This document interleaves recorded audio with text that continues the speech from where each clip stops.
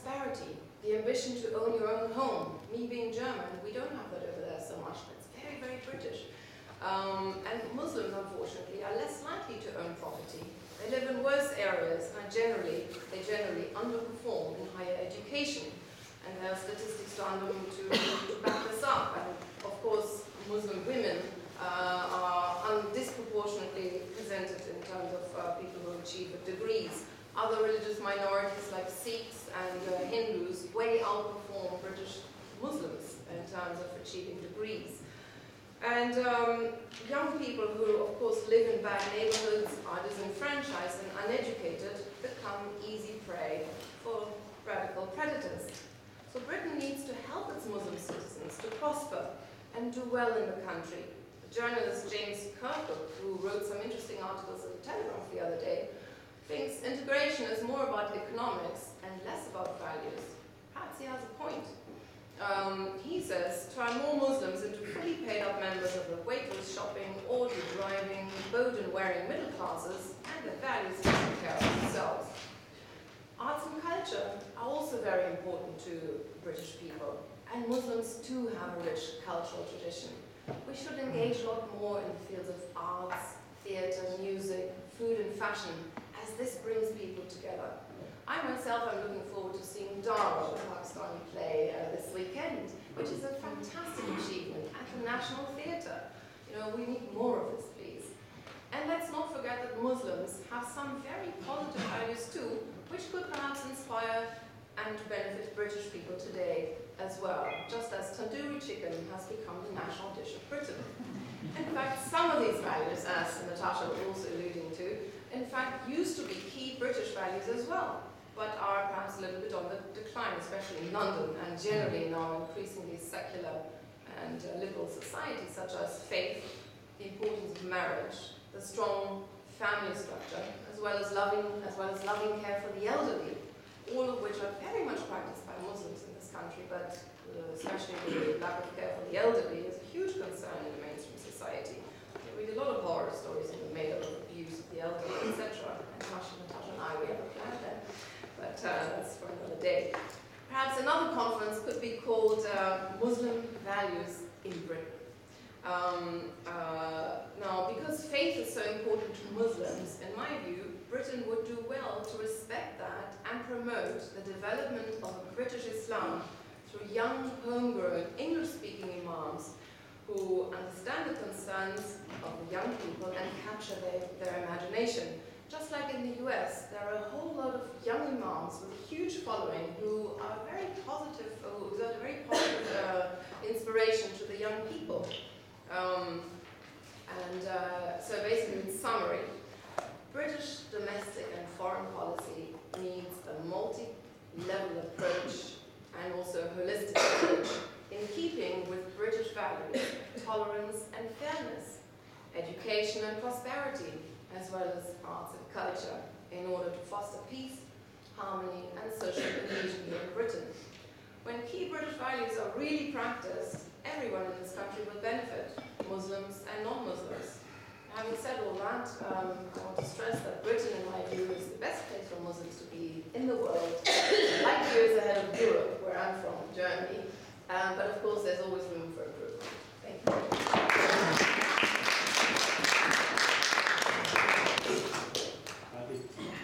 That was quite,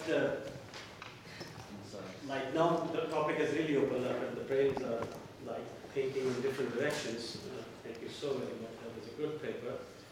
And we've got a good supporter for our issues, so we will work together in the future. I must acknowledge a few people here. Jahangir, Chief just arrived. He's a very important community leader there.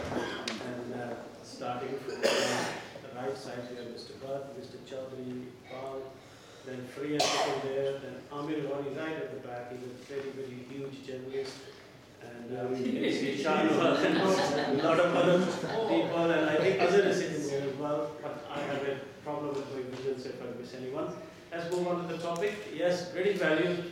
When we came, I came 250 divided by 10, 25 years ago, to this country to study my medicine further. I did my basic degree over there. used to, obviously we work together in the hospital, and it's a lovely environment. And, you know, you finish your day's work and you have to head to the pub and have a few pints because doctors must not drink. So the first value I learned was joining the pint. And then, you know, children and cricket was the next thing, which we felt was more than Pakistan. And then that was a common relation between the two countries. And we missed our dog until 10 years ago, and we have a lovely bungalow in our house. So that's what we learned. But I did not know there was an official definition of British values. But on the weekend when this UKIP lady said that she has got a problem with the network features, then again I did not know what the values and which way we were going. So yes, work is required on the both sides, because my initial years in this country, the word I used here in the political forums and everywhere was integration. This is the colors of the society. This is Britain in the society where there is place for everybody. But unfortunately, that spirit is disappearing in the last few years. And all LBC and everywhere, what is being projected is UKIP views. And you know, being in London and seeing colorful faces used to be sign of London, and now it is considered to be a stigma that, you know, even the mayor said one day that I could not speak hear a single word of English when I traveled between 3 stations. So I think work is required on both sides. And then far areas in Britain where Muslims are, and particularly about jobs. When I see my patients, I have to ask their age. Sex I don't ask because I can see the sex, but I do ask what you do. And for Pakistani, I ask, are you a taxi driver? And out of 10 questions, one will say no. So it's very easy that I know the profession already. So these are the things, but that blame on profession and Muslims not doing very well in education and in businesses, I do not blame this country, I blame those people. Because I came with, like everybody, with one-way ticket. And I think the opportunity this country gives to everybody, if somebody is missing out on that, that person is to be blamed for. I will not blame Britain. Britain is full of opportunities. You do whatever you want to do as long as it is legal. And so there is work to be done on both sides. And let's move on, and I'll ask Maria Eagle to now take it further from this. Well, thank you very much, Ashraf, and also thanks to Yasmin for inviting me along. It's great to see so many people here wanting to discuss these issues. The Labour Party, and I've been in the Labour Party ever since I was 17, which is, believe you me, a very long time ago. A very long time ago. I just hit 54 last week, so it was a very long time. And I joined the Labour Party mainly because in the experience of my family, and my family were a working class family from Sheffield. My father was a print worker till he retired. My mother was a dressmaker. My sister and I, my sister Angela, who's my twin sister, were the first people in our entire family ever to go to university. And it was only because of the opportunities that Labour governments have created for families like mine that I felt I was able to get a good education. And it's a good education, as many of you know, that gives you choices in life and enables you to fulfill your potential and do what you want to in life. My mother was a clever woman, but because she was born in Sheffield in the 1930s, she didn't get the educational opportunities I got. She's at least as clever as I ever was, and probably more so. And she was the only person in her entire school who passed what was then the 11 plus, the exam to go to the better school. But because her parents couldn't afford to buy her the right uniforms or the right books, because they were a relatively poor family, they didn't understand the importance of educational attainment. She was not able to take those opportunities. And so my earliest memories as a child are of my mother, who was she's now died, but she was a very powerful character, saying to me and my sister, you will work hard at school, you will not miss the opportunities, you will take the opportunities that I didn't have and didn't take. She always blamed herself for not getting a good education, which was ridiculous because the odds were stacked against her so badly. And it was that family experience that made me want to support the Labour Party. And the only difference between my sister and I, who both went to Oxford University and both the first twins ever to be elected to Parliament, to the British Parliament. And the first, obviously, not that many women over the years have ever done it either. We're both women. And the difference in the opportunity that I had and that her generation had was Labour governments. And it was Labour governments that believed in freeing and promoting the opportunities for all of our citizens in this country to fulfil their potential, because we know and believe that if we don't free the potential and promote the talents of all of our citizens, from whatever background, whatever sex, believing in whatever God or not, that if we don't do that, then we as a nation will not fulfil our potential. We will not be able to provide the kind of society and life for our people that we aspire to provide. And it's because of that, my mother's experience as opposed to my experience, the difference between them being a couple of Labour governments led by Harold Wilson who introduced comprehensive education that you didn't have to pay for, that is what made me join the Labour Party. And ever since I joined the Labour Party all those many years ago, it's to try and provide opportunities for others of the kind that I had provided for me, just by an accident of when I was born. Because if I'd been my mother's age, I probably wouldn't have had the chances that I have subsequently been able to take advantage of it. So it's a very personal and family experience that led me to join the Labour Party and want to spend my time promoting opportunities for others.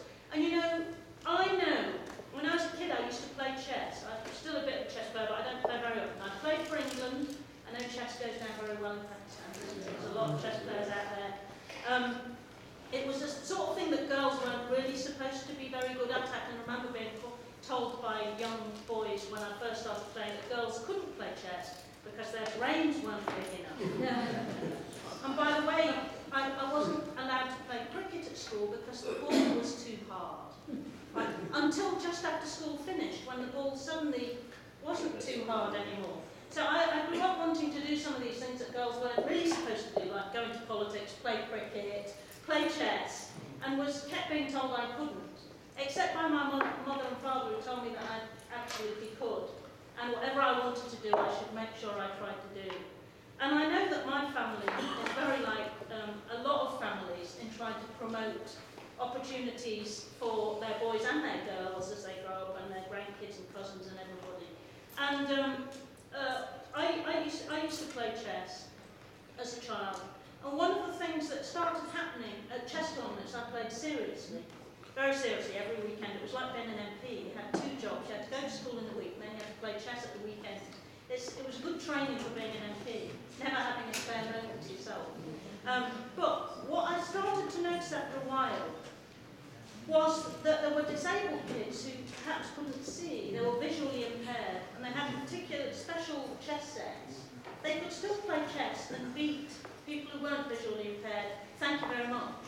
And that taught me from a very young age that just because you couldn't see didn't mean you couldn't play chess. Just because you had a disability didn't mean that you didn't have enormous potential to do anything in your life.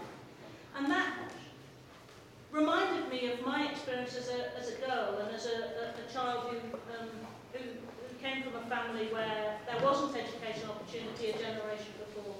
And it just made me realise, and my parents' own values were such, it made me realise everybody has potential. A good society is about developing and fulfilling that potential. And an essential part of a good society is to promote that, to make sure that can come out, and the society benefits from it. And the obverse side of that coin is you have to stop and put a stop to and argue against anything that stops that potential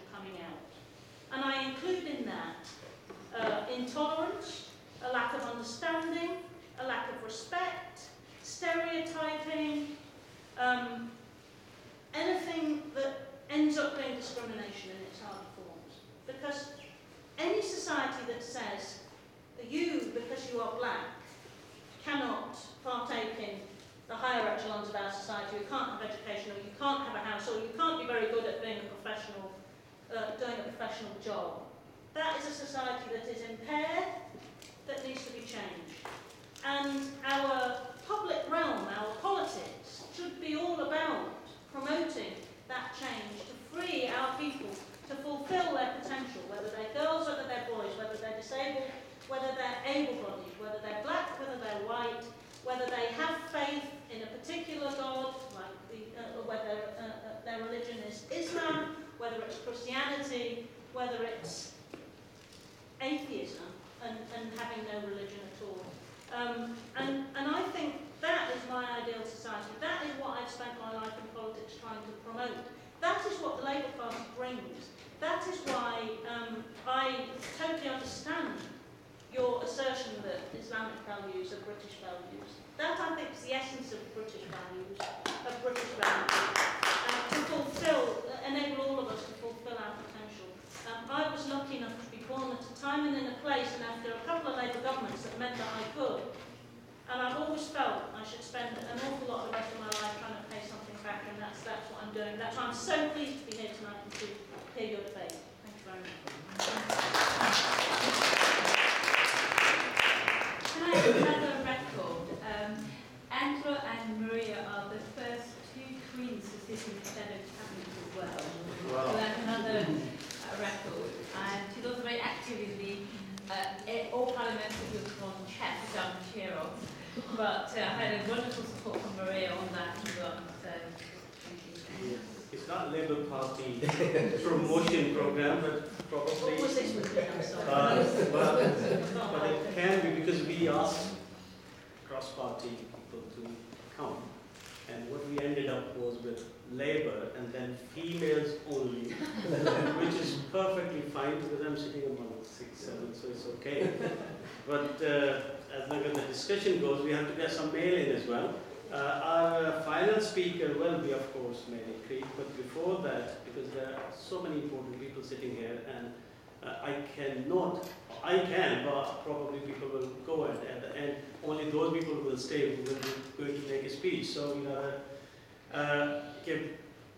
I would rather say I'm going to call 3, 4 people, but just please make 1 point each, not make a speech, please, because these people have, it's very kind of MPs to spare their time, because of course they've got a lot of things going on at the moment, and election coming. So, can I ask a few people, just one by one, just make 1 point, please, just relevant. And always, there is always a punchline in the whole thing. So just say your punchline and just move on. Amir Gauri, please. Sad that I have to be the first one. Very famous journalist. Yeah. Very famous. Not huge. Thank you, Ashraf. When I came to live in England, that was again many years ago when I came to study here, and when I had children, it was not an issue, about Muslim values or British values. It has become a subject now in the last 10 or 12 years when children will start asking you, what is this subject all about? What are the British values and what are the values you are telling us? And I will agree with what the friends are saying here. I told my children that all good values are Muslim values and all good values are British values. But again, if you're living in a society which is highly competitive, you have to excel. You cannot imagine being 1.5% or 2% of the all nation and then expect that it will give you something if you do not qualify for that. Because for that matter, you actually have to go to university, you have to perform well. And that's why we were told by our parents that you have to sacrifice whatever you have for your children's education. And that is why Ashraf and me and many friends like me spend whatever we are earning for our sending our children to independent schools. Because my first shock was when my son was going to a relatively good school in Wandsworth, and one fine day I decided to check his exercise book. The English was wrong, the tenses was wrong, and what's happening here because he was getting A stars. And I said, Uma, what's happening here? I said, Baba, we just Pakistani word for father. I said, what's wrong? I said, your English is not right. I got A star for that. So I went and saw the teacher. And very curtly she said, oh, if you're so concerned about the language, you should send your son to a grammar school. And I said, an English lady was telling me, a teaching English teacher. So we sent him to independent school, and now he's doing medicine. But one, last word, after covering Muslim communities in this country and interacting with the mainstream community, and I had a trouble with one of the Labour Prime Minister, Tony Blair, when he said that, towards the last days of his term, when he was not very happy with the leaders of the Muslim community, and he said that, listen, I'm not very happy the way Muslim leaders are, leading their communities. And I remember, raising this issue in number 10. I said, Mr. Prime Minister, then I have trouble with you. If you're not happy with the leaders of the Muslim community, I have trouble with you because I consider you as my leader. Because if I'm British, then you are the leader of British people. When you're telling me that I'm part of a community and not part of a nation, then we will behave like a community. And if you do not happy with this community, live with it. But if you want all of us to behave exactly like you're behaving, then we'll have to facilitate us. And sadly, from speaking from the Muslim community's point of view, I'm sad for them as well. It's easy to praise each other. It's very hard to criticize. And I'm sorry that Muslim communities in this country have not done well. And the blame goes to them. Because when I was coming to England, my father told me that, listen, England is a country where Muslim and at that time Hindu leaders would come for higher education. And when I began to travel up north and go to towns which are predominantly Asian and see young boys and girls who have not gone to college, and then they said that this country has not given us anything. I said, listen, this country has given your parents everything. When they came here, they could not speak a language, but they had mortgages, they bought their houses, they lived their life. So I think this is the time when we are now hardly 70 days away from election, and this issue is becoming an issue. Muslims and how they are behaving and doing in this country. I think it's time for introspection as well. And I think the Muslim community will do themselves a service if they start looking at themselves, that if some of them have made it, many of them have not. Thank you. We have a selection of media which is going to take this message to millions of people, because two TV channels are here will cover 200 million people and cover this country as well. So I'm sure that all we are discussing will go. The message will go across. But message-wise, I was traveling to Manchester and very boring journey, rain, and I was looking for channels, and I found a channel called BBC Asian Network, and the name was Saima Ajram, and the name was a bit unusual with the music and the talk. I listened on that day on Mangla Dam, which was a dam built in Pakistan, so I saw that name on this list, so I cannot resist inviting Saima Ajram if it is the same person. Yes. There you go. So, would you like me to say something about Bangladesh? Oh, thank you for inviting me. It's a really interesting topic, and sorry I'm not a part of any political party. It's so nice to hear about Labour. What I'd like to say is that my opinion is that I actually hate it when we get divided. I feel British, I feel English, or my white sister with me, just showing how integrated I am into this white society. I grew up in a very multicultural area, in Birmingham, an inner city area, where I interacted with people from all types of backgrounds. I never knew that there's no microphone, I'm going to speak this, I'm going to shout. And I didn't realise anything about British values. We were British, we were English, we went to normal schools, interacted with white, black, every colour you can think of. This whole concept of British values has only just come up recently, and I think it's more since there's been lots of negativity about the Islamic community in media in the past 10 years. British values, in my opinion, is something that should be taught at schools, not just for us, but for everybody. And I think this divide will only minimise when we're all actually made to feel that we are the same. I actually hate this whole ethnic divide, and you British Asian, and you British Pakistani, you white English, and you blue English. We're all British, we're English, right? Our religion, our faith, is all personal to us. It's something we exercise at home. It shouldn't be something we have to take every time. And I hate this tick box exercise. I think once we eliminate that, we won't have a problem anymore. We're here to stay. We're here to stay. Our children are going to be here. I actually moved back to Pakistan for indefinitely away in my life a few years ago. And I realised when I moved back to Pakistan, not lots of young people have moved back to Pakistan. Not a lot of youngsters can say at this day and age that they have lived in Pakistan, lived in villages in Pakistan. I have, and I can tell you that I don't belong there anymore. I was born in Pakistan, but I've lived here for most of my life. I don't belong there anymore. My mum doesn't belong there anymore. She was brought up in Pakistan. This is our country, and when we start loving this country, we need some love back to make our youngsters feel integrated, and this is where they're going to say, I make sure I tell my daughters that every day, this is our country, you're English, you're white. She comes home and tells me, Mummy, oh, so-and-so said this, you're Muslim, this is English, this is wrong, this is, and I said, no, Susie, you're English, this is your country, you must love your country, ignore all the divides, we can deal with them later. And I think if we start teaching our children that at home, we won't have a problem anymore. Then we can tackle the white issues. And about Muladan, what was it about Muladan you wanted to know? We'll talk later.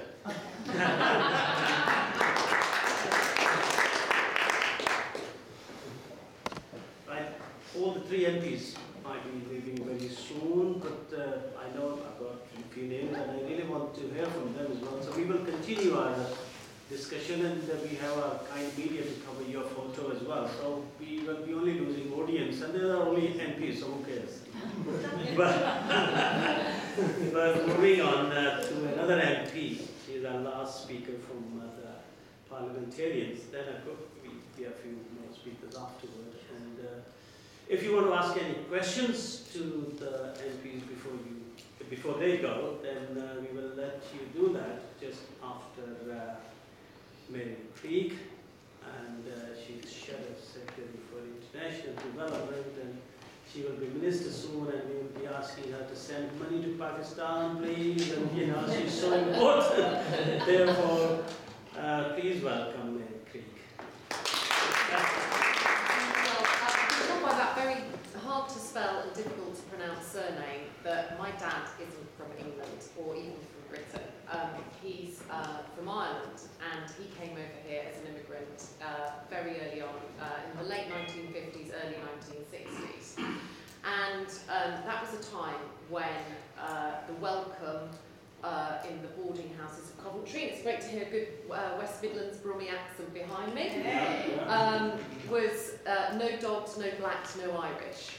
So British values have not always been something to be proud of, and I'm very pleased that those racist attitudes are consigned to the dustbin of history, and we have to be vigilant whenever they rear their ugly head, and however they are presented as well. And I think there's a danger that some of those racist attitudes come back in slightly more polite and refined tones, but it doesn't stop them from being racist attitudes. And when we talk about British values, I always think it's better to show than to tell.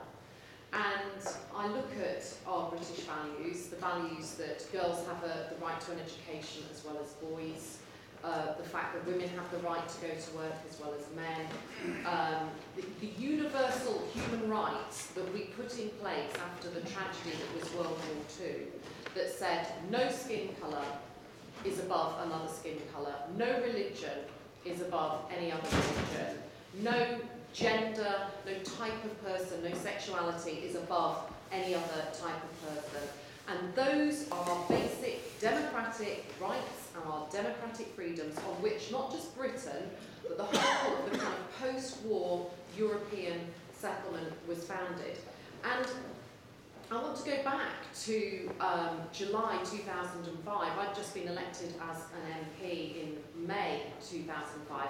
And on the 5th of July, we had those terrorist bombings in London.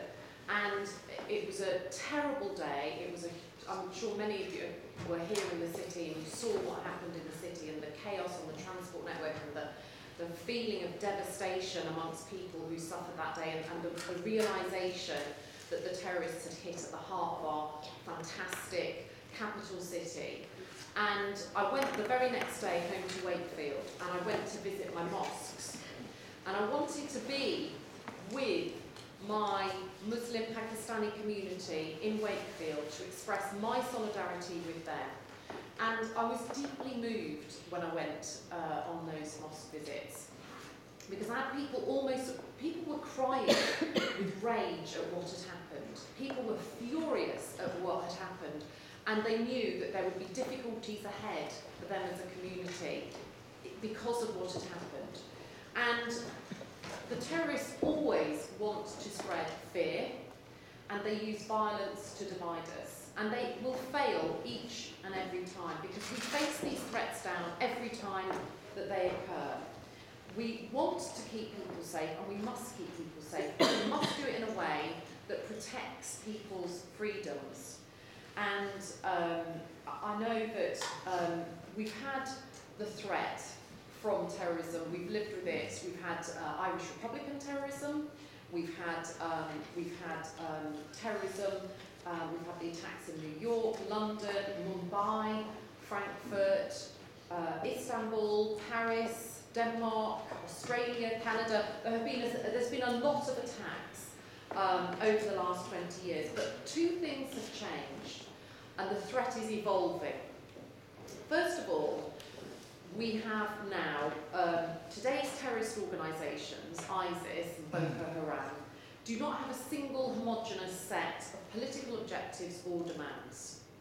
But a globalised and networked world means that they're all able to kind of, learn from each other, contact each other in a way that was unthinkable even 10 years ago. And they're able now, with the internet, to spread their message of hatred in a much more easy way.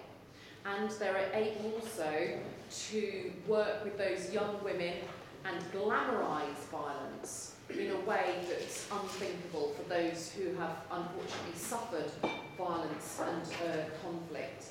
And I know that people here and outside this Parliament and the country reject their warped worldview.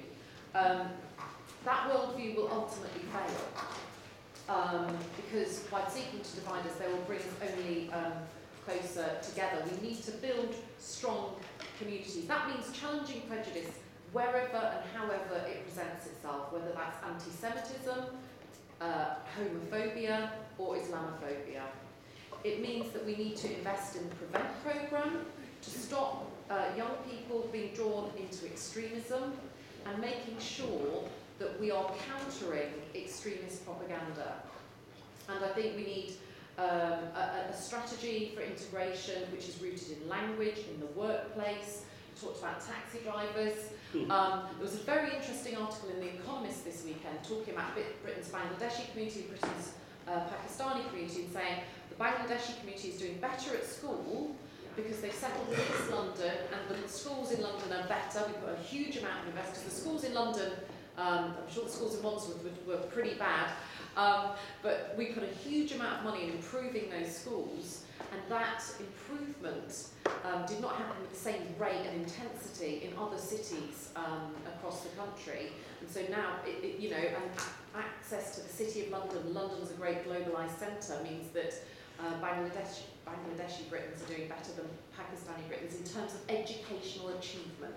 I didn't see anything else that they'd said around economic activity or anything like that. But I think we need to make sure that everybody is up to the level of the best.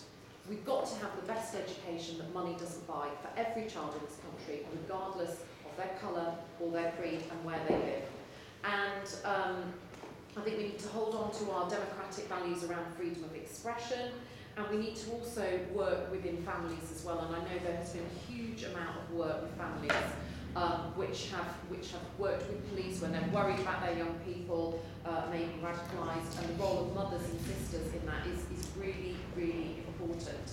So I suppose I just want to conclude by saying, when we talk about people coming to this country, we look at what is happening in Syria, we look at what is happening in Libya. People are getting on the boats and they're coming to Italy, and they're travelling across Italy, and they're paying the people traffickers to come to this country because of our values of tolerance, of looking after asylum seekers and refugees, and welcoming people who come here, who want work, and our NHS would be practically non-existent if we took out all the staff that were born overseas who've come to work in that great institution.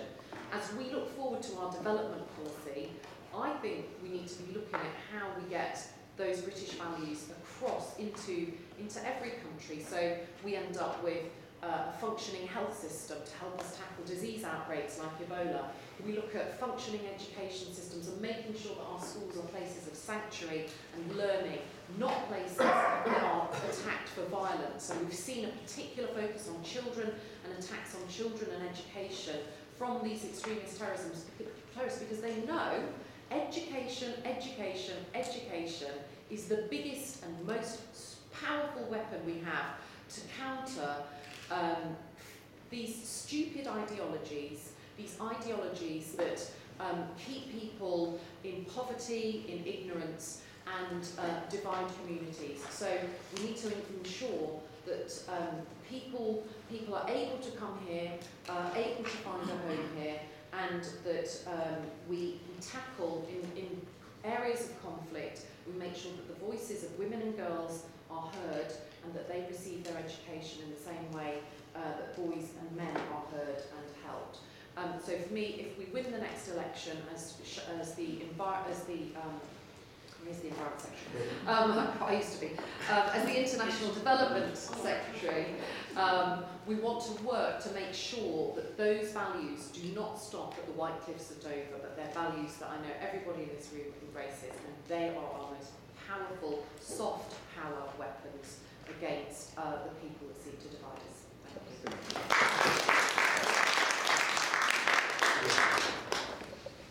Thank you so very much. We have a good opportunity that we have 2.5 ministers sitting here. We'll be taking oath on 7th of May midnight. I said 2.5 because Yasmin is not in the shadow cabinet, but we are hoping that she will be by that stage. And when we have these ministers talking about our problems, they are not Pakistani ministers, so they will keep up with their promises, and hopefully we will reach to all the communities where we need to work.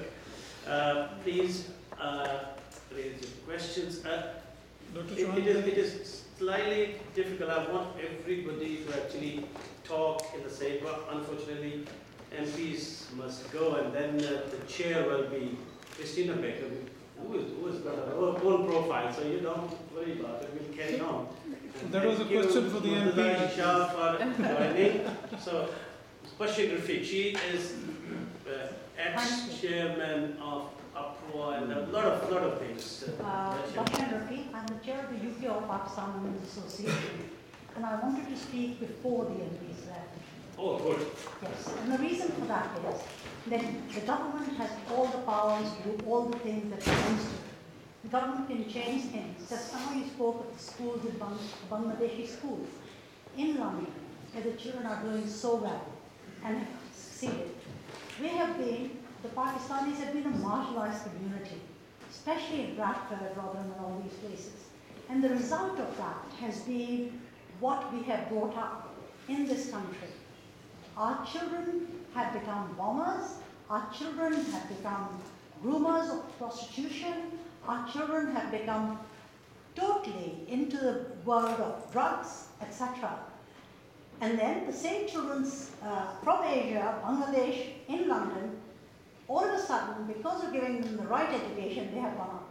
I think it is the duty of the government of this country to really look at these marginalized communities and change them. I was in Birmingham some years ago on an election with about 50 women. About 10 women there could not even sign their names, and they have lived here all their life. I think these people have been let down. And that is what we are seeing today as the divide. It is not them. You are the policy makers, you are in government, it's for you to change that. That's all I wanted to say. Thank you so much. Thank you, the Honourable MPs are sitting here. My name is Dr. Shahid Qureshi. I'm a senior analyst to the BBC. You mentioned about the refugees in Libya and Iraq. According to the latest UNHCR figure, Pakistan is the highest refugee hosting country in the world for the last 35 years.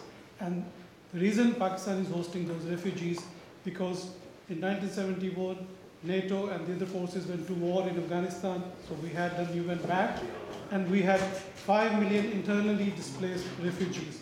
So it's very important for the MPs to take it to the government that your foreign policy is creating refugees in other countries, and then you blame the same people who are the victim of your policy.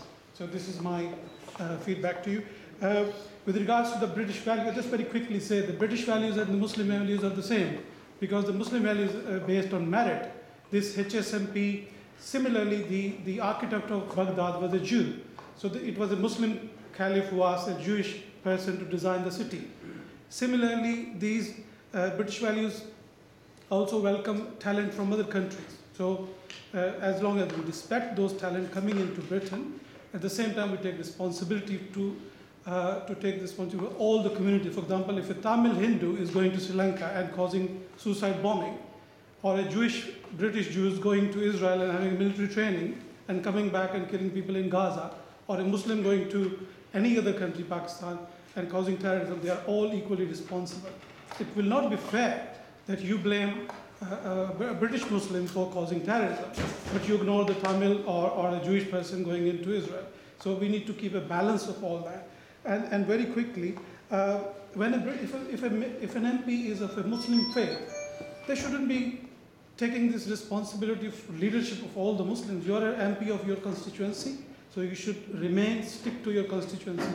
And do not take, when your leaders ask you to take responsibility as a token, that just because you're a Muslim, so you have a responsibility for all terrorist activities or criminality from anywhere in the community.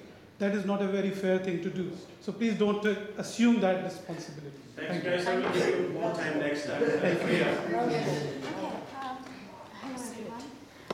My name is Firia. I'm a teacher by profession, and I really highly value education as one of the key factors for developing people, and of course that develops the nation too. I would just like to highlight something. I know that we've been talking about education and how valuable it is to everyone, and how because of lack of education people have acted in a manner that wasn't correct. But I would just like to highlight that if we look at history, 20, 30, 40 years back in Britain and all over the world, there was no terrorism. There were people who were not educated at that time too. There were people who were marginalized, there were people who had personal issues or community issues. How come they were not acting in the manner these people do? So I think just pinpointing it, or people are not educated, means that everybody who doesn't go to college or university becomes a terrorist. That's not true as well. I mean, there is more to it than just putting it to one thing. Lack of education, lack of social integration, lack of everything, or that's why they do what they do. I think there's a bigger scenario to it. I teach business and I teach economics as well. I've kind of noticed that this whole debate about terrorism is like a multinational company. It's like a product they're selling. They actually market it before it comes in the market. It's advertised, it's promoted, and people are given a hype to it. Oh, this is going to happen. See, that's so exciting. You're going to be a bride of a so-and-so person. You'll die soon, you'll be a widow. All this becomes marketed in a manner that attracts young people, and then it's sold. So if it's all about media, information, and promotion, can we not change it around? Can we not promote something else to kind of counteract the whole thing, you see? This is serious offense. It will continue. It's only a start. So next time. I think if Yeah, this... lady, you'll all step up. Just be very brief. I'll be very brief. I'm really have to go. Yeah, carry on. My name is Nadia Quick. Bukhari. I'm a pharmacist and I'm also a lecturer at UCL. I just wanted to make a comment really. I think the biggest issue here is that we have to accept that Britain is our home. And the problem is with the majority, especially with the younger generation, even though we live in Britain, our hearts are in foreign lands. And we're also fixated with the plight of those living in foreign lands as well. We send our sadaqah, zakat, or our charity money there. And what we fail to realise is, and there was an MCV census as well, there was a snapshot of the British Muslim community, and it showed that the Muslim community in Britain are one of the most deprived communities in the UK. So where is the sense of community here? Why aren't we helping the British Muslims in the UK?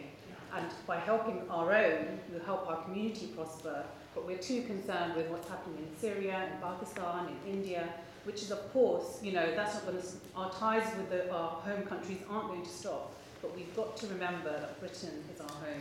I fully agree with that point. I think this is another thing you should highlight, that if you're British, be British and just look after this country. If we have done this, we have done the job. All the three MPs will address these things one by one in the second by Iqbal. Just a quick and one. you too, and then that's it. While MPs are there, I think there's something we will mention, Western foreign policies, discrimination against Muslims. There's more Muslim displaced right now in the world than anywhere else. And we went to find weapon of mass destruction in Iraq. We found nothing when we destroyed the country. So these kind of things are looked at by our German immigration, and inciting and inviting them and giving the terrorists a chance to regroup them and bring them in. So we need to look at that point of view as well. Lady there. Yeah, I was saying it, unless you diagnose this problem, it can't be sorted out. This started when Russia invaded Afghanistan. This religious thing, this terrorism was implanted at that time. And after 9/11, before people were poor, people were not educated, and it was not there. So if somebody has to really sincerely solve the problem, they have to go and see why it started and why it's spreading. And now it's like, it's spreading so fast, they cannot pull it out, but they have to first find it out, why it happened. Yes, sir. Can I just say, with the election looming not far away, just to our MPs, how do we make sure the Labour Party itself doesn't get itself entangled in the gut politics just before in terms of on this topic, because it is, somebody mentioned about this is a product that's easy as a media is attracted to it and people tend to easily absorb it. And my fear and the danger is that near to the election this will be kind of a real hot topic, and I know it's kind of and there's some serious questions that we will have to answer. I mean, I don't like some of the comments that Mr. Cameron has made about some of the schools in our borough, or the church school my child attends. It's an absolutely brilliant school, and what they had to go through was absolutely ridiculous. You know, it just doesn't make sense, and using political opportunism is not great. My worry is that we want to make sure that the Labour Party itself tries to stay above all of this, but at the same time, as a Muslim community, there are people going to Syria, and that's a concern. I don't think they get educated in schools about that. If that was the case, then half done, all of this should be going as well. There's only a few, but I think it's important is to ensure what is causing, how they are getting groomed or indeed to do that. We need to find a way of preventing that, and I like the idea of program restarting. Right. The people who can make it, the dinner for all is in Bell House, which is only across the road, you know that. And there'll be one or two speeches afterward. Christina Becker will be in chair, Sabta Jahangir's speech, and the Hina speech, few of them. But let's have comment from the MPs before they go, and then we'll carry on. It's interesting to hear the perspectives that have been put forward. I mean, I think in respect of, I've not known with the rise of parties like UKIP, the kind of discriminatory attitudes that you hear from them and outright racism didn't used to be respectable, and the rise of UKIP has meant that people have felt permission, those who have those views, to be much more open about saying them, and there are good and bad things about that. The good thing is it gets it out in the open, and it enables the rest of us to challenge that nonsense.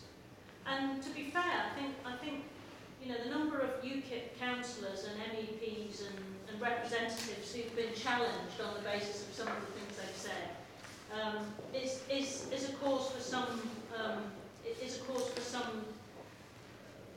That's a positive thing, because they're not getting away with saying these things without being challenged. And I think, you know, something that's as dark and unpleasant as racism and this kind of stereotypical attitude that you hear from some of these people, it can only benefit the whole of society to get it out in the open and deal with it. Because once you play those films back on YouTube or wherever you see them, or on TV programmes, you can just hear how terrible it is, and most decent people don't actually agree with that kind of thing. And so, I suppose, from a Labour Party point of view, at this general election coming up, these things are perhaps much more out in the open, these attitudes, than they were at the last election. And that's good because it enables us to challenge them and actually push back, instead of it all being secret and behind the scenes and people whisper it instead of having the guts to say it. And that having been said, it can create a nasty atmosphere, and it's threatening to those communities that feel like they're being attacked. Or whether that's the Muslim community or the Jewish community, and there's been a huge increase in anti-Semitism as well as the sort of incidence of Islamophobia that we also know has been increasing. It's just our responsibility as a party of tolerance and a party that believes in challenging this kind of nonsense and stopping it being a part of our politics, to go out and challenge it. And we just have to do that. We just have to do that. It has to be challenged at every turn, and we can't become tolerant of that kind of intolerance. Because our values say to us that you can't let that kind of nonsense flourish. We've seen in Europe before what happens when that kind of nonsense is allowed to flourish. It has to be challenged. And the Labour movement has always been an essential part in this country of challenging that intolerance and discrimination. I think in broader terms, over the longer term, the way in which you stop this kind of discrimination happening is to outlaw it and then enforce the law. You know, we've tried to do that in part in this country. We've got a proud record of anti-racism, of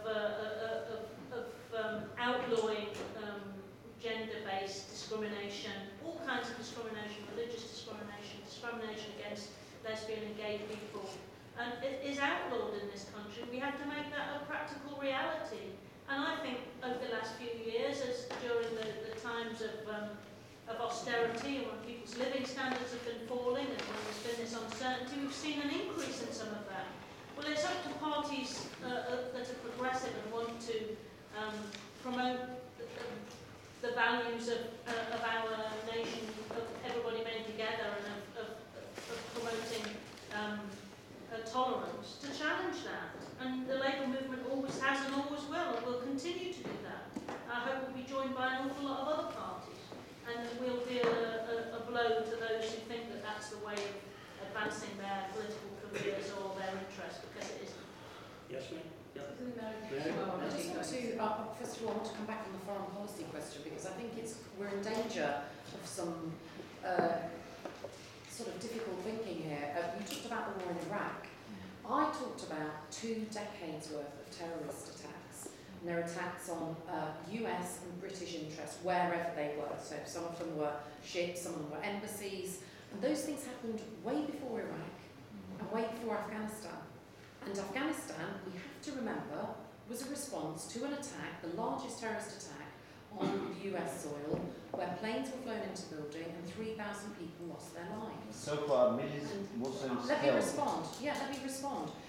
That happened shortly after the war in Kosovo, where NATO had airstrikes to prevent a genocide which would have taken place, and which had already taken place in Bosnia, by the Serbs, of a Muslim population in Kosovo. So that is the context in which that 2001 attack happened.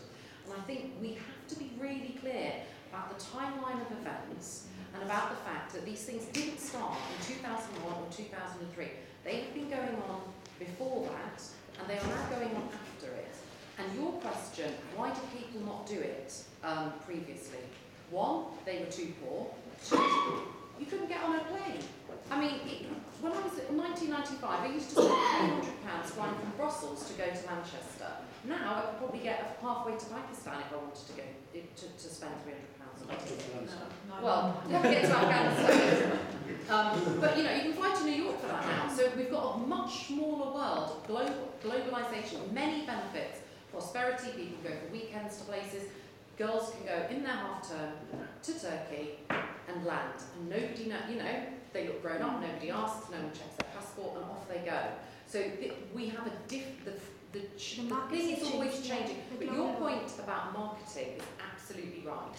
And it's seductive, it looks easy, it's facile, it's sort of magical thinking. It's the magic that says, if you go to a war zone, you'll have a great time. And do you know what? If you go to a war zone, the likelihood is you'll end up shot and killed. And that is, and when we're young, nobody thinks they're going to die. And so everybody thinks they're going to live forever and that they're doing the right thing. And that is the sort of basic. Can I just add something? I think media has a role to play. They have, intentionally or unintentionally, publicized, promoted, and fantasized this world a lot. Now we need to show the other side of the story, or the other side of the coin, fantasize it, beautify it, make it look glamorous so people can see if it's British values or Muslim values or Islamic values, why aren't they shown on television? Why isn't the brighter, the nicer side shown? Why are, every time you switch on the television, the news is about terrorism or a dawn or a prostitution den or about people drinking or people sitting, all that you see is what you do. If children see that, this is what they're going to do. You show them pictures and movies and media and news and everything about good stuff, and they'll end up doing that thing. I never see that on television. Everything I see is women being shown as products, and everything that's shown with the woman sells. Why can't men be shown with products? Why can't they do the selling for a change, you know? Sometimes,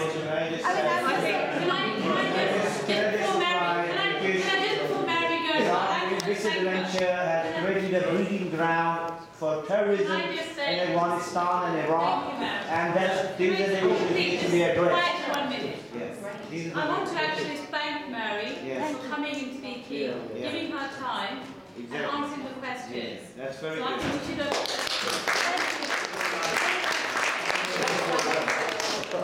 Don't see that, I'm telling you. Right, let's take it. Sahibzada Jahangir, can you say a few words, please, on the topic? Well, I'm sure you'll be able to hear me. I don't use mic or speaker. You can hear me. Not sure. This is like after question time, isn't it? We shouldn't have asked you, but a lot of people are going now. You can hear media here, look. You see, when I came to England, I obviously came for different reasons. My parents could afford to educate me here, they sent me here for education. And I got educated here, I went back to Pakistan.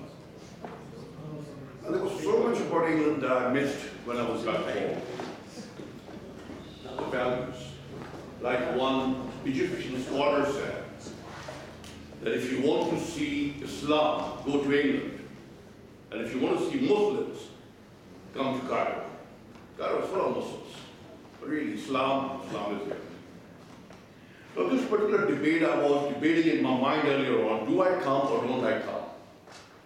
Because of the headache. British values and Muslims in UK. Now you're looking at a British standing in front of you. Why are we not debating British values and Christians in UK? Or for that matter, Jews in UK? Or the Buddha, or the Hindus? Why not Muslims? Why do we have made it into a package? All the bad baja is all around the Muslims. Muslims not getting a good deal, Muslim getting a good deal, Muslim getting this, Muslim not getting that. I cannot understand it. It's just going on. You see, what really I feel lacks here is proper education for our Pakistani-oriented, Bangladeshi-oriented children. I will refer to that when we are talking about Muslim, because we are the majority down here in this country. And that's what we are lacking. Why we are lacking that is, we are at the moment in the hands of illiterate mullahs And I'm not going to play around with my words and try and censor my words. I'll speak the way I like. Illiterate mullah is the one who is really controlling the whole situation. But at the same time, those two ministers have gone, otherwise I wanted to bring to their knowledge also. Those mullahs are also exploited by our political leaders. Not long ago, I saw Jack Straw in jail. He was wearing a turban and kurta and a shalwar, sitting somewhere in jail. And I was wondering, what is the foreign secretary, British foreign secretary, doing in a village out there? And then I discovered, because one of the constituencies that he was got elected on was a marginal seat. And he was given those votes by the Muslim voters. It bargained for 5 madrasa schools, 3 mosques, and goodness knows what all. Now, I'm as God-fearing as perhaps any other person. But if we keep doing multiplication of madrasa schools and the mosque, then you forget about coming into the mainstream politics in this country or anywhere in the world. And if as long as you're not there, you always will be crushed. It is education which is going to take you down in Citibank and in various steel mills and various top industries that controls the economy of this world. Madrasas are not going to bring you down there. That has to be addressed very seriously. So who is going to address that? Our parents, our elders. We lack civil society in this country. You see, when this happened, the massacre of Army Public School in Peshawar, it was a major massacre. 140 children were massacred. How many of us really came down on Barclay and demonstrated and showed 20,000, 40,000 Pakistani standing shoulder to shoulder in support of that? No death. Whereas only 70 people got killed. And they got killed in France. The entire European leadership came down there. The entire common men catching ferries, trains, other things came down there, and there were 1.5 million people on the streets. That is civil society. We lack that. We are always standing here in these platforms being apologetic on behalf of those few illiterate people. We are the majority, but we are silent majority and we are sleeping. Because we can't wake up. We want to hide behind the bushes and talk. We cannot talk openly. And unless we don't do it, we will carry on being apologetic on the behalf of the ones who, sorry to say, but going from bad to worse and worse and worse. Where it's going to end, goodness knows. Perhaps the time will come when things will really get very bad, where we don't, us, the liberals, the educated one, will be afraid to come out and be called that we are Muslim or we are Pakistan or Egypt. That's all I have to say. Your punchline basically is education and civil society help Muslims in Britain. Sorry? Just to wrap up, to summarize, what's your 2 main points? Education and civil society. Yeah, absolutely. Mr. Ansar Chowdhury is a solicitor. I think my main point is why it happened. We never heard before that in the decade of last decade before 9/11 happened. This whole debate has been started after the 9/11 incident, which is, I think, in my point of view, still is a big conspiracy. They have not been confirmed how it happened, and after that, there's all global changes, attacks everywhere, and blame to the Muslims. I think that should not be happening. In Britain, I came in Britain in 2000, and we hard work, all over, mostly people coming from their background, they're hardworking, and we salute this culture, this Britain values, but only one point. If this happens, I think they should diagnose the actual disease what is. It's not all done by the Muslims, not blaming the Muslims. As our Interior Minister has given today the statement Then in Pakistan, the madrasas are only, there are 7% only, they came to their involved. Who the rest of the people who are doing all these things in across the world? So here in the UK, we should, I think, we should diagnose these things. And I'm British national. We are, most of here, we are British national. We are living here, our children living here. They born here, they brought up here, their education is here, and all sort of sects, religion, being respected by the British government. You're talking about diagnosis. What is the diagnosis for your view? I will come to on the when I conclude my point. So, if there is a problem in the Muslim community, the government is providing them the same protection in Christian, Jew, whatever.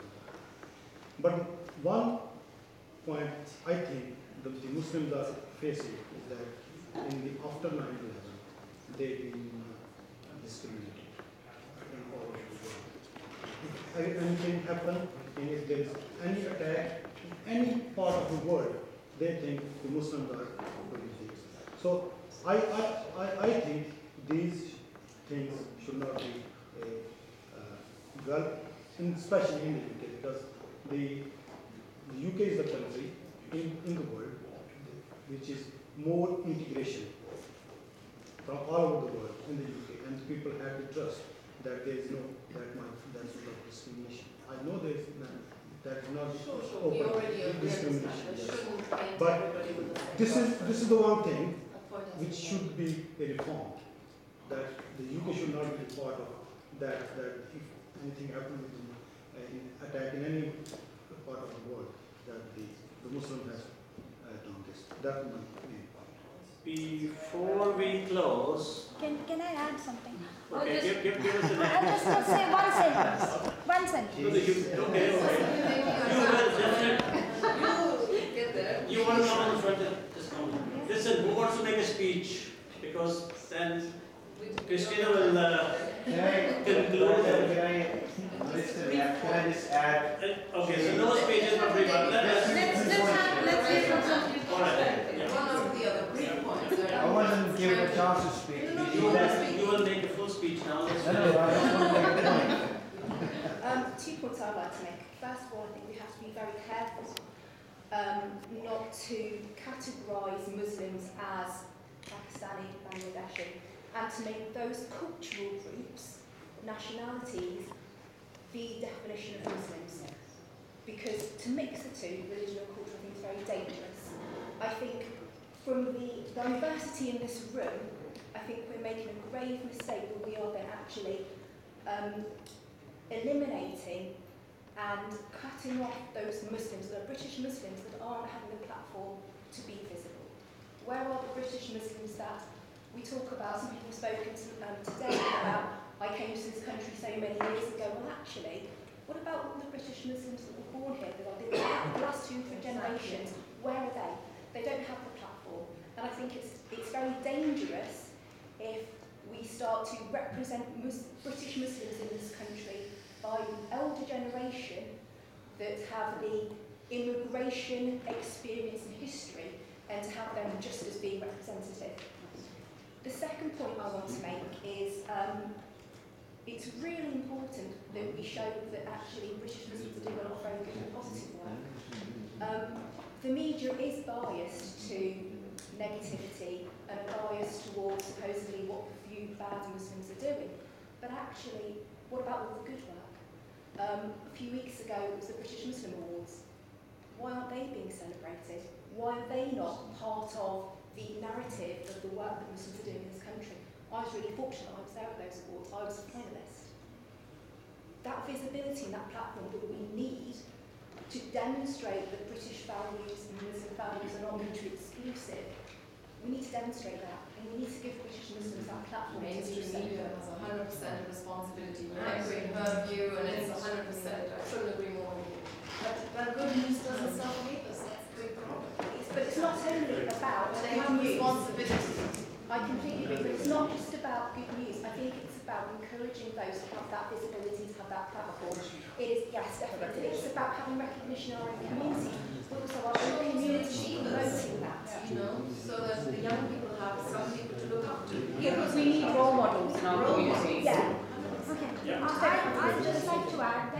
it's time to think of solutions. I know we talk a lot about problems, and we know what the problems are. Everyone knows what's going on. Now I think if we're all together, and I think predominantly we're Pakistani Muslims here, Pakistani, British Muslims, or whatever you may call them, but most of us are. So I think for us, it's important to identify what's the strategy. What are we going to do? How do we change it? One, can I just make a point though? Sure. This is the issue though. We talk about it, we don't have solutions. There are people in Muslim communities, regardless of what their ethnicity is, regardless of what their background is, they are Muslim and they're working in this country and they are doing the work. There is this conference happening in April that is called Muslim Women in Today's Society, that is addressing that exact thing. It is highlighting the issues that Muslim women face in today's society and then offering very solutions. And can I that we talk can I about. just add to that as well? Other solutions, last point. other solutions that have been sort of initiated. The National Zakat Foundation, they are actually they're a charity who actually provide charity to British Muslims in the UK. They're not being highlighted. There's Islamic Aid, a new website run by young British Muslims who take all the political issues that are happening in the news and then giving an Islamic slant to it and sort of forcing integration. So there are really good initiatives happening in the UK, but it's just not, like you said, the platform's not there, it's not being recognised, and we need to have that recognition. Where's the gentleman from the BBC? Can you not do something? I can. We think the good news of the mainstream. I'm Muslim culture to be featured. Heroes. It is very important to understand that how we approach the mainstream media. BBC is a public funded body, and you all have a right to complaint. You have all can go to court. You can hire a solicitor. You can go to Ofcom. Now, how many of you complained to the BBC Trust that why aren't you not covering Gaza? Why aren't you not covering Paris or other places? Why? Would you excuse us? We have someone speaking. Making very valid points. Very well, yes. When you see anything on ITN or private channel, you have Ofcom, who have offices in all big cities. You pick up your phone. If you can't write, you can dial a number and make up your complaint. Any program you see where your feelings are hurt, any word where you're not happy with, you can make a complaint to Ofcom. Now, if the Ofcom will have 5 complaints or 10 or 100 complaints, they will look into it. And trust me, when the editor receives a letter from a member of public, you know very well, it is taken very seriously. And I can tell you with my experience, when Sri Lankan team was attacked in Pakistan, I was on News 24, and when the news night happened, the reporter Mark Watson, he started his story from Lahore, then he took that story to Muridke, from there he went to North Waziristan, from there he went to Srinagar. So I wrote to Mark Thompson, I asked him, what's the hurry for your reporter? He started a story in Lahore, then he went to Hafiz Saeed, then he went to North Waziristan, from North Waziristan he straight went to Srinagar. What is his hurry?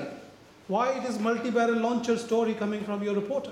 Why couldn't he focus that terrorist incident can happen anywhere? When you have Munich bombing, you didn't stop having Olympics, you carried on having Olympics. So the Sri Lankan team was attacked. So the important thing is that when you're complaining to the right people. You are complaining to there was a meeting arranged by Ken Livingstone to his credit.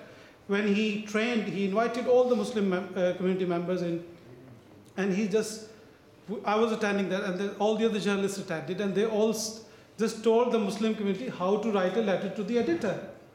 Now, writing a letter to the editor is not a very difficult task. All right, that's a good, very valid point. Are there any other ways of getting more positive stories about, the great Muslim achievers in this country across the mainstream? Well, I did a story a few years ago when I did a trade balance between Britain and the Muslim countries. And I kind of tried to prove the point that how British interests are important. Economic interests are linked with the Muslim world. For example, more than 30,000 British citizens are working in Middle East. and they are bringing tax-free money. Do we need more Muslims in the media, or what? We do need more Muslims in media. We need to address the issue of the glass ceiling. Thank you.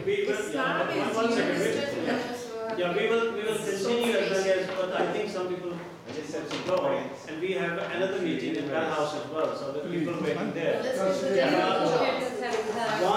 and 2, and this is a 3, and then go. All right. Actually, Islam is used for the political goals. That is not that Islam has been used to achieve certain political goals in the world. That's what I think. I think I agree. That's the whole thing. It's an international thing. It's not British, Pakistani, or whoever it has planted 20 years ago. It's gone out of hand now. That's my thinking. There was a misadventure going in Iraq. Millions of people came out. We should admit our faults. We find nothing there. We killed thousands of people there, and now Steve still argued that they did the right thing. It was happening before. It will happen after as well. This is not that issue. When people feel in that way that they've been discriminated against, or Muslims are killed and Western world is not doing anything, that gives a breeding ground for terrorism. Before Afghanistan, the terrorists were called terrorists, now they're called freedom fighters. Suddenly they shifted to Iraq, and they're saying Daesh is a terrorist. You see, this is not very clear. This is what leads to it. We need to speak about it. We need to know what the reasons are, why people are going towards this joining terrorism, or why people are going to Iraq. That's how we, if we don't address these issues, and we scratch the surface, we will not be able to solve That's why I mentioned anything. the double standards and the policy. Exactly, The it is. policy. I didn't give Exactly, all the it is. examples. I'm a Labour member myself, and I came out, and I protested against it because I would speak against them if we say they're doing something. No, that is perfect right. You're absolutely right. But the point is that this forum will This is not main forever. issues within Britain. We I know. are this It's this an forum will issue. continue. It's an issue. I know It's Dr. an Johan issue stopped me related. from saying It's an issue related to inequality in the whole world. That's why Actually, our kids, our girls are going there. You're absolutely right. Very What are you terrorists. saying? I And actually we are want not to take able to this do without anything taking about it it. because she is one of those who have for the last 3 decades. She knows what has been happening and she I will think have she a has a review. good knowledge. But the point is, our forum has different. We want to promote harmony, integration here in this country, in this society, and this type of topics will actually It's associated, it's linked topic. There wasn't mentioned. We'll have another one. We will have another one very soon. What the Okay, reasons but are. don't ask anybody, please. You just say what you feel. You know, We have to leave the room at 7:30. I covered this point It's actually in my 42. report. Yeah. I mentioned that everything is connected. And she was talking about British values and fairness here in England. girls stay. When the media, you know, Twitter, everything is global nowadays. We are a global village. We cannot get away with it. No, but we are highlighting the issues. This is the way it is. But if we get into details and all, then we will not get anywhere. I just found the topic today was obviously British values and the role of Muslims in the UK. I thought we should be talking more about Britain as well. Well,